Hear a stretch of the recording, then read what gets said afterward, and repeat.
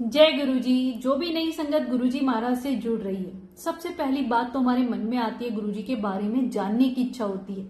और एक सत्संग ही ऐसा बहाना है जो हमें गुरुजी से मिलवा सकता है। संगत जी, जब तक हम सुनेंगे नहीं तो हमें कैसे ज्ञान होगा कि गुरुजी का दरबार कितना अनोखा हुआ करता। गुरुजी हर वक्त संगत के कल्याण में लगे रहते थे। हम सब जानते हैं गुरुजी महाराज बहुत कम बोलते थे, उन्होंने कभी प्रवचन नहीं दिए, पर भगवान महाशिव के मुख से कभी कभी संगत जी कुछ ऐसी बातें निकल जाती थी जो संगत को गुरुजी बोल के बता दिया करते थे। कुछ ऐसी ही अनोखी बातें जो गुरुजी महाराज ने गुरुजी की पुरानी संगत श्री रघुवीर अंकल जी को, जो 24 घंटे उनके साथ रहे, उन्हें बोल के बताएं, वो मैं आप लोगों के साथ शेयर करूंगी संगत जी। पर उससे पहले एक बहुत ही प्यारा सा सत्संग मैं आप लोगों को बताना चाहूंगी कि हम जब भी गुरुजी के दरबार में जाते हैं तो 3 प्रकार की संगत होती है। अब हम खुद चूज करें कि उन तीनों प्रकार की संगत में हम कहाँ स्टैंड करते हैं, हम कौन सी संगत हैं। संगत जी, एक राजा का दरबार लगा हुआ था, तो वहां पे जो कुछ गुणी व्यक्ति थे 3 मूर्तियां बना के लाए। उन्होंने इतनी अच्छी चित्रकारी की हुई थी। वो कहते हैं सबसे बढ़िया मूर्तियां हम राजा के लिए तोहफे में बना के लाए हैं, पर ये 3 मूर्तियां हैं, तो राजा इनमें से खुद ही चूज करे कि कौन सी मूर्ति उन्हें लेनी है। संगत जी, तीनों मूर्तियां राजा के सामने रख दी गई। अब पहली मूर्ति जब लगाई गई तो मूर्तिकार कहते हैं इस मूर्ति की कीमत सबसे ज्यादा है। राजा बुद्धिमान थे, तो राजा कहते हैं अपने सिपाहियों को आदेश देते हैं कि एक लकड़ी या कुछ सीख लेके आइए और वो मूर्ति के कान में डालते हैं। अब वो कान में डालते हैं तो दूसरी तरफ दूसरे कान से वो जो भी लकड़ी होती है वो आर पार हो जाती है। तो राजा कहते हैं इस मूर्ति की तो कीमत कुछ नहीं है। संगत जी, इसका मतलब क्या समझे कि हम जो भी गुरुजी के सत्संग में सुनते हैं, जो भी गुरुजी के किसी सत्संग में, बड़े मंदिर में, गुरुवाणी में सुनते हैं, एक कान से सुनते हैं दूसरे से निकाल देते हैं, अपने जीवन में कुछ अमल नहीं करते हैं, तो हमारा गुरुजी का भक्त जो कहते हैं ना बनने का भी वो मुट्ठी भर संगत हम कभी उसमें शामिल नहीं हो सकते हैं, केवल भीड़ का ही हिस्सा बनेंगे। क्योंकि जो बताई बातें अपने जीवन में नहीं उतारेंगे, एक कान से सुनी दूसरे से निकाल दी। हम सत्संग में गए, हम बैठे, ध्यान कहीं हमारा और है, जो बातें वहां चल रही हैं, गुरुवाणी चल रही है, उन पे ध्यान ही नहीं है। इधर उधर संगत आई, किसने क्या पहना, कैसी सजावट, ये सब इन्हीं में ध्यान चला गया, तो हम कैसे गुरुजी के भक्त बने। संगत जी, दूसरी मूर्ति, अब राजा ने फिर उसके साथ भी ऐसे ही किया। उस मूर्ति के कान में वो लकड़ी डाली तो वो उसकी मुख से निकल आई। तो राजा कहते इसकी फिर भी कीमत है। कहते इसकी कैसे कीमत है? इसकी कीमत ऐसे है कि इसने जो भी ज्ञान की बातें सुनी, जो भी हम गुरुजी के सत्संग में सुने, अब किसी ने भी सुना, सपोज मैंने ही सुना और आप लोगों तक पहुंचाया, तो इसकी थोड़ी सी कीमत है कि भगवान के बारे में सुना, चाहे खुद ग्रहण किया नहीं किया, दूसरों को तो बताया, जो सुना वही बता दिया, तो इसकी थोड़ी सी कीमत है। अब तीसरी मूर्ति की बात आती है।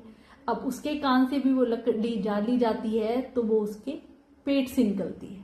अब राजा कहते हैं सबसे कीमती मूर्ति ये है और यही मूर्ति हम चुनेंगे। तो इस मूर्ति की कीमत सबसे ज्यादा क्यों है? क्योंकि ये कान से सुनती है और अपने अंदर रखती है, और जो अपने अंदर रखेगा उस चीज को बार बार मनन करेगा, उसका चिंतन करेगा, और उसका चिंतन करेगा तो उन चीजों को अपने जीवन में भी उतारेगा। संगत जी, ये तीसरी मूर्ति का क्या भाव है कि हम जो भी कुछ गुरुवाणी में सुनते हैं, गुरुजी के सत्संग में सुनते हैं, उसे हम याद रखें, उसका मनन करें। यही बहाना गुरुजी को याद करने का है। संगत जी, उनके हर सत्संग से हमें इतना कुछ सीखने को मिलता है, उन चीजों को हम जीवन में उतारें।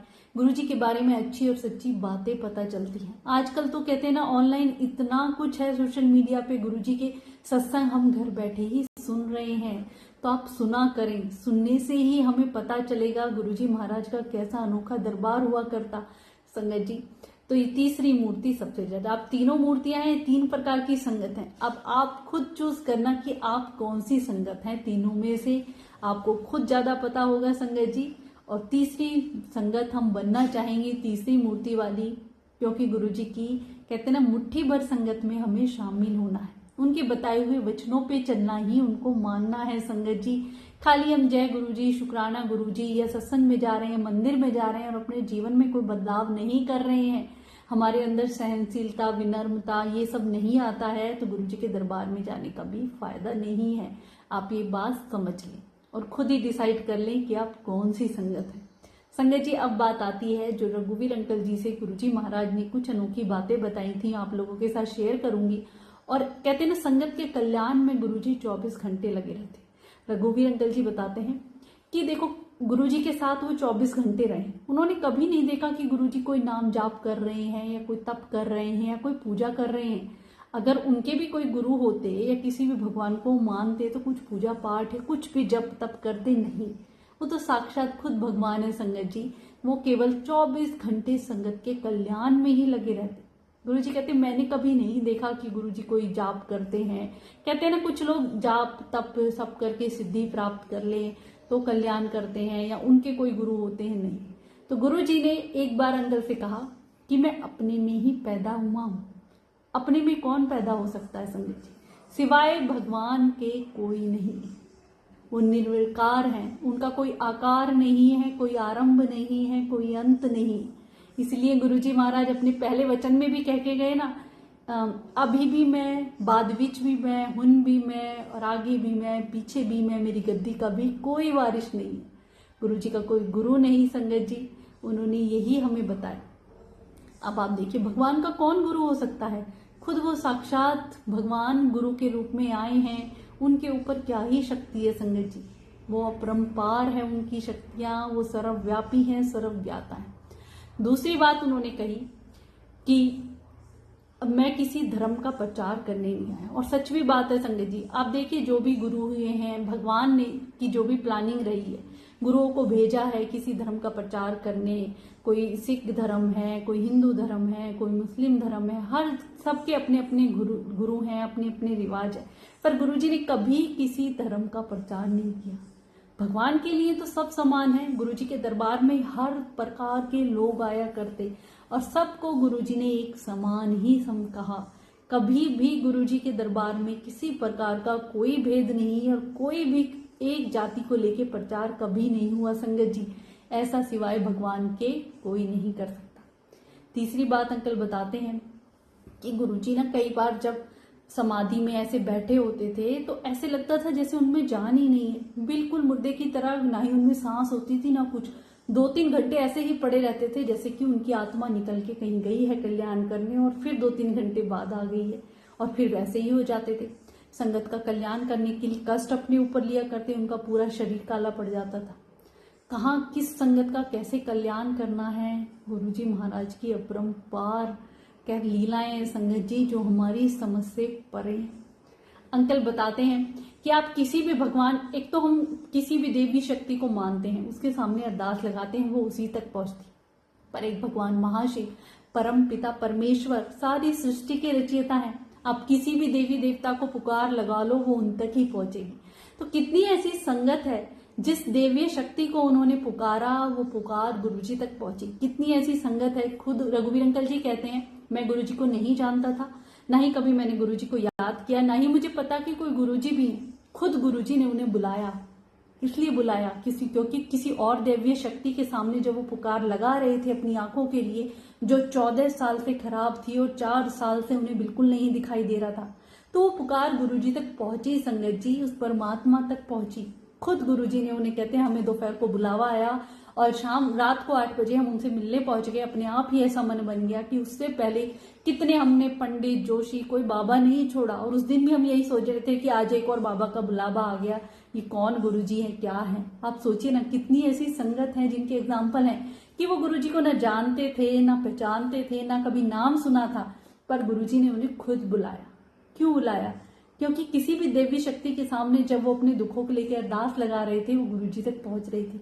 क्यों एक आंटी जब सुबह उठ के अमृत वेले गुरु नानक जी को अरदास लगा रही थी कि मेरी बेटियों की रक्षा करना, इनकी शादियां कराना, और जब पहली बार गुरुजी से मिलने गई तो गुरुजी देख के बोले, आंटी सुबह अमृत वेले तो बड़ी अरदासें लगाती है, आज मैं सामने खड़ा हूं तो पहचान नहीं रही। तो वो गुरु नानक जी को लगाई हुई अरदास गुरुजी तक कैसे पहुंची, गुरुजी को कैसे पता? क्योंकि वो परमात्मा एक ही है संगत जी। उनके नाम अनेक हैं, रूप अनेक हैं, पर वो शक्ति एक ही है। और वो हमें परम शक्ति भगवान महाशिव मिले हैं संगत जी। हमें तो फिर इधर उधर कहीं भटकना ही नहीं है। जिस किसी भी व्यक्ति का काम अगर गुरुजी के दरबार में भी नहीं बनाया ना, तो वो कहीं भी भटक ले, कहीं नहीं बन सकता है संगत जी। हमारे जीवन में सुख दुख हमारे कर्मों के अकॉर्डिंग आते हैं। आप इस बात को समझें। अगर किसी काम में देरी लग रही है, बार बार मैं अपनी वीडियो में यही बताती हूँ कि उसमें भी कुछ गुरुजी की प्लानिंग है, पर हमें गुरुजी की वो मुट्ठी भर संगत बनना है। वो जो तीसरी मूर्तिकार वाली संगत है ना संगत जी, हमें वो बनना है। उनके बताए हुए हर वचनों को, हर गुरुवाणी से, हर सत्संग से जो हमें सीखने को मिलता है, उसे अपने जीवन में उतारना है संगत जी। ज्यादा से ज्यादा संगत गुरुजी महाराज की अपार कृपा है ना, इससे जुड़े संगत जी। उनकी नदर, कहते हैं ना, दुखों में कोई टूटा हुआ जुड़ जाए, इससे बढ़ के और कुछ नहीं है संगत जी। किसी का अमृत वेला बन जाए, कोई भगवान की याद में रहने लग जाए, किसी का नाम जाप बन जाए, तो आप समझ लीजिए भक्ति सफल है। उस परमात्मा को याद करने के अलावा हम कलयुग में कैसे भी नहीं पा सकते। तो गुरुजी महाराज कई बार मौज में ही ऐसी ऐसी बातें अपने बारे में बताया करते। रघुवीर अंकल जी बताते हैं, उस वक्त हमें ये बातें इतनी समझ नहीं आती थी, पर आज जब हम सोचते हैं ना कि कैसे भगवान हमें हर बात अपनी बता के गए, और फिर वो ऐसा माया का पर्दा डाल देते थे कि हम ये सब बातें याद करके भी भूल जाते थे। गुरुजी ने ऐसे ही किया संगत जी। हमेशा अपनी आइडेंटिटी छिपा के रखी, कभी सोशल मीडिया में नहीं आए, और संगत को अपने दर्शन भी करा के साक्षात कई बार हर देवी देवता के गुरुजी ने दर्शन कराए, और उनके ऊपर आंखों के ऊपर ऐसा पर्दा डाल दिया करते कि बात आगे कहीं तक ना पहुंचे। जब पता चल जाए कि परमात्मा सामने बैठे हैं तो क्या ही होगा इस पृथ्वी का संगत जी।